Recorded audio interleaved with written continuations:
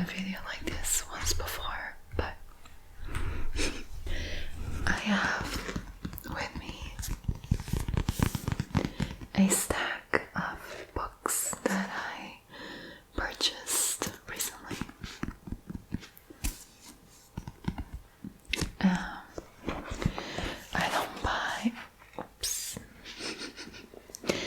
don't buy books too often, so I don't really get to make that many book hauls and similar videos, but when I do,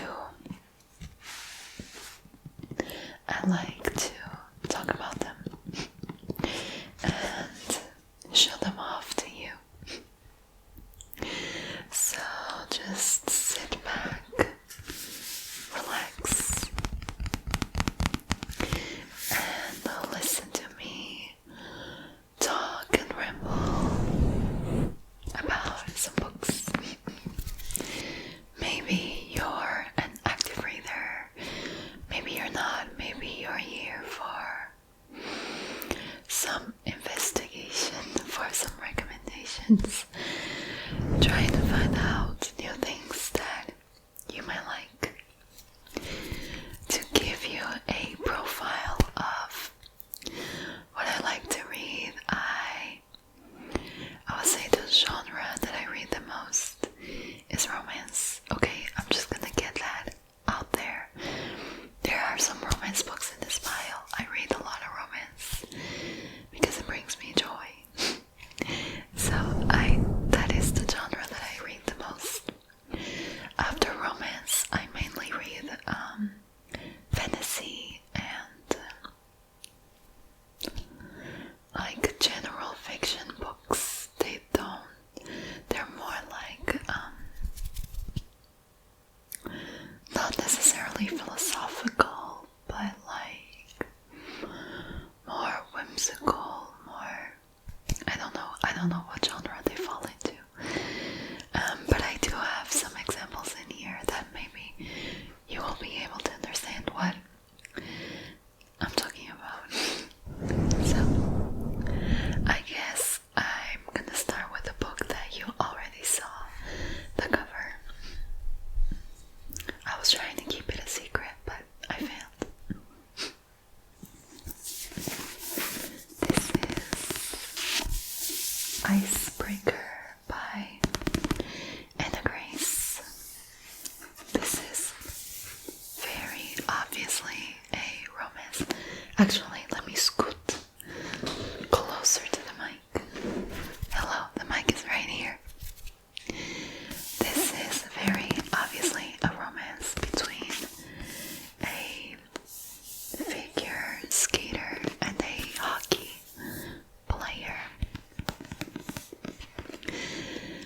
I have already read this romance. I liked it. I didn't love it. This book does get a lot of hate online, I've seen, because I don't know, some people would consider this not great writing, and I guess this heavily depends on the type of reader that you are, because when I'm reading a romance, I'm not expecting to read a masterpiece or anything of the sort. Like, I just want something that's fun, that has me giggling, you know. And this book kind of did that. It did some things that I didn't love, but I think that overall this is a solid romance. I think I gave it 3.5 stars. It was fun. It was romantic. This dude, I don't remember his name, but he was super sweet and kind to the heroine. So if you're interested in it, I would say look into it. I didn't say anything about the synopsis. They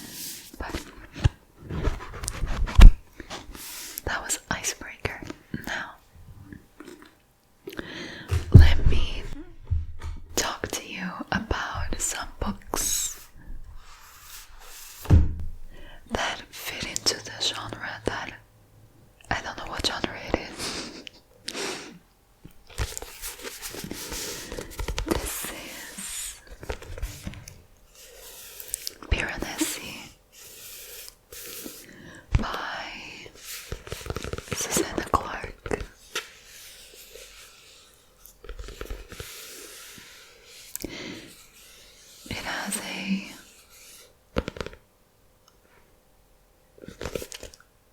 is this a minotaur? I actually don't know. On the cover. And in this book we are following Piranesi. Or is that actually his name? We don't know. And neither does he. But Piranesi lives in this world that is essentially a huge mansion, okay? And this mansion is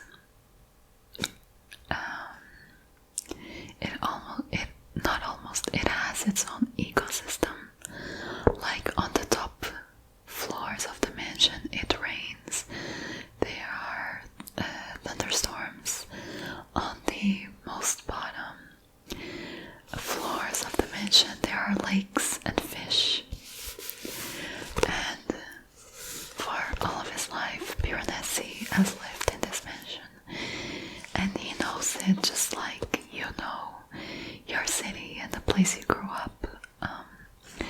He knows that in certain floors, in certain rooms there are statues, in a different room there are birds, and he can walk and walk and walk for days and weeks. And he will never leave this mansion because this mansion is his world, his planet. I have already read this book. And I had so many high hopes for this book. I thought that it would become one of my new favorite all-time books. I saw some people say that it is very philosophical, that it questions like our world, our knowledge. And you're also following Piranesi as he begins to unveil the secrets and mysteries of his world. Unfortunately, the end of this book disappointed me a little bit. Once again, I had really high hopes going into it. So maybe that was my fault, but I really thought this would be a new favorite. Like, it is undeniable that the world that Susanna Clarke created is like amazing and spectacular, and like I give her all of the props for her creativity. But when it comes to the story, the ending disappointed me a little bit. But I would still recommend this book if you want to unveil the mystery of this book on your own. I would like to tell you more about it, but I feel like it's a book that you really have to go in kind of blindly and just unravel things by yourself. I still think it had a lot of potential, and you know, I think I give it once again 3.5 stars or something. Okay, so let's continue more or less in the whimsical, I don't like to use the word philosophical to describe these books because they are not philosophy books. They're more like books that make you question humanity and our world and planet and things of the sort. But right now I cannot think of a better word. But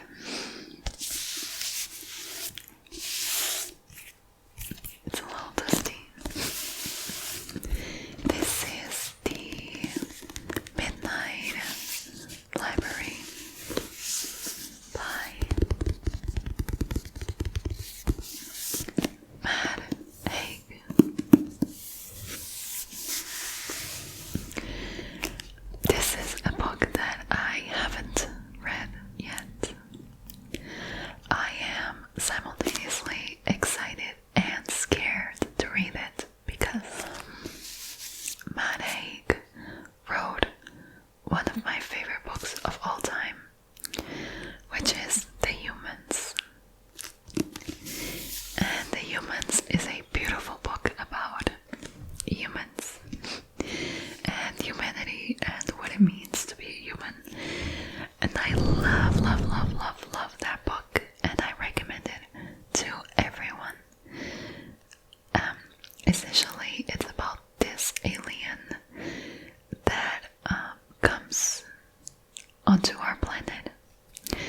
and he slowly starts to figure out what it means to be a human, what it means to be of our species. And it was a beautiful book, and I love it so much. It is full of meaning, but he also wrote this book more recently, The Midnight Library. And in this book we are following a woman who I'm not sure. I also don't want to read the synopsis because I don't want to spoil myself. But she stumbles into this magical library. But the books in the library contain her memories. And I think they also contain like alternative lives that she could have lived. So, because he wrote The Humans, I have very high hopes for this book. And if I don't like it, I will be sad.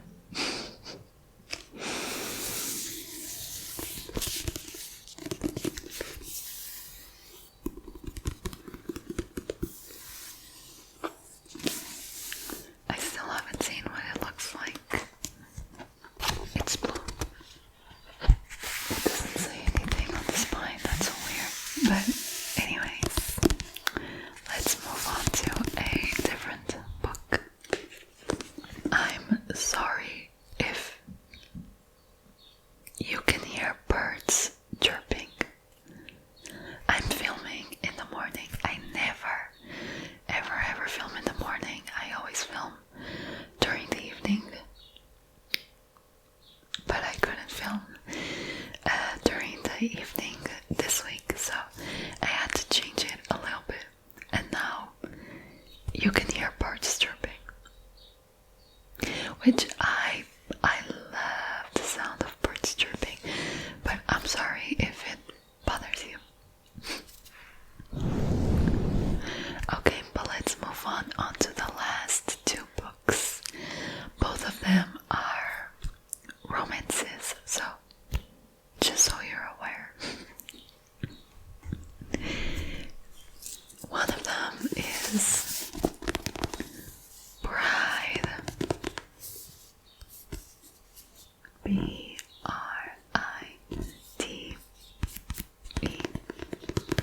Bride by the one and only Ali Hazel. What? She was in the first book haul that I filmed. She is in the second book haul that I filmed. Clearly, at this point, I don't have all of her books, but I have almost all of them. So, Bride is, I don't know if you can tell, but it's a paranormal romance between this lady, she's a vampire, and a werewolf. Ooh, so spooky. I think that they are kind of like from rival clans, like vampires and werewolves don't get along. But I think they end up getting engaged or married, kind of like a political marriage, so that the vampires and the werewolves can get along or make peace or whatever. But I'm here for the romance. I'm not here for politics. I haven't read this one, but I'm super duper excited, and I like anything that Ali Hazelwood writes. My favorite book of hers is still The Love Hypothesis. Maybe this one will top that, I don't know.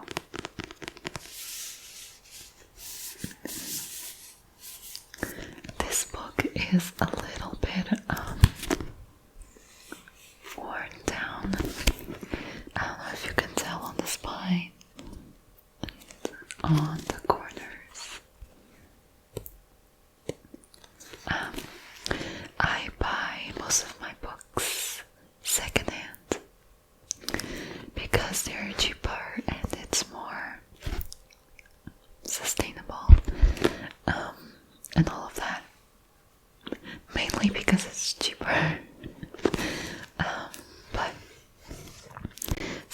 sometimes they come a little bit rough, but that's fine. I don't mind. They don't need to be perfect. So, let's move on to the last book, which I have already read.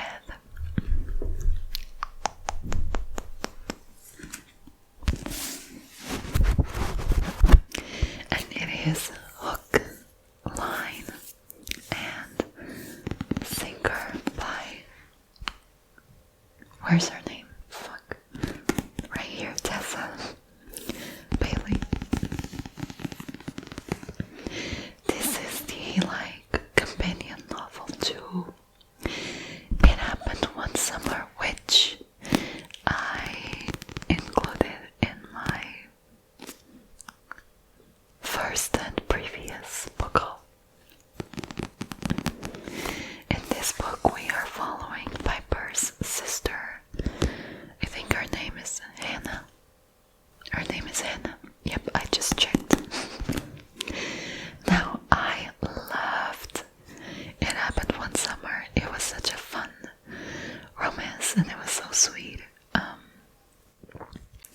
So I was very excited to read Hook, Line, and Sinker. Unfortunately, I did not like this one as much as the first one. I know that it isn't always fair to compare books because each romance has its own story and its own characters, and obviously I'm going to have my preferences. And the romance in here wasn't the most romantic. I think that the main thing that I disliked was that, so maybe if you're new to romances, let me very briefly explain something. In most romance books, not all of them, but a lot of them, there is this one reason that is keeping our hero and heroine from getting together, right? Sometimes it's because their parents hate each other, or I don't know, something silly like he is my job nemesis, and I will never get together with him. You know, there's usually something silly that's going on that stops them from getting together, and they are supposed to overcome that obstacle and get together. I thought that the reason, the thing, which isn't really a physical thing, it's an emotional thing, that is keeping them apart was pretty silly. Not in a fun way, in a annoying way. And I understand that all of us have our insecurities and blah blah blah, but I feel like the reason, the thing that was keeping them apart was so weak. You know, it could be so easily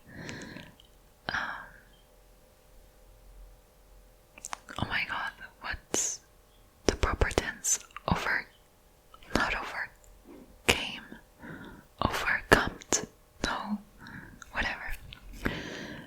It could so easily be overlooked and moved past.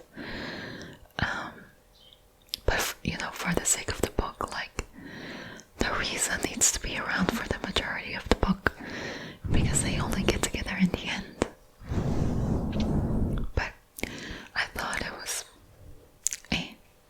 so I still liked the romance, and I still think it had some qualities, but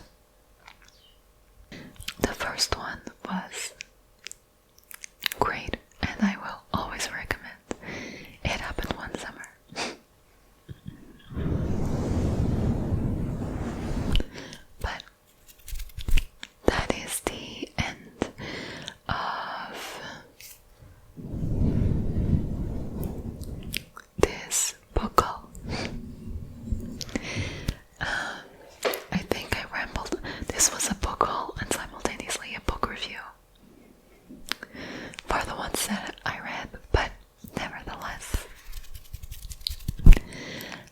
I hope you enjoyed this one, especially if you like books.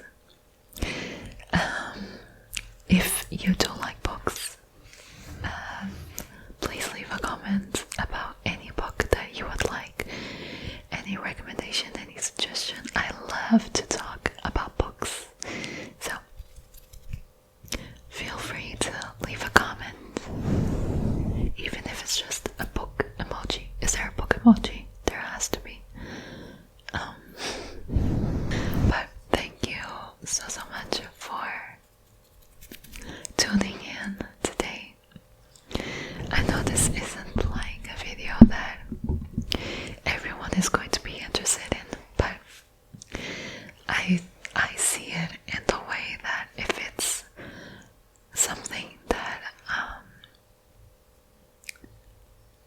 represents me, that is a big part of who I am. Like, I watch so many booktube videos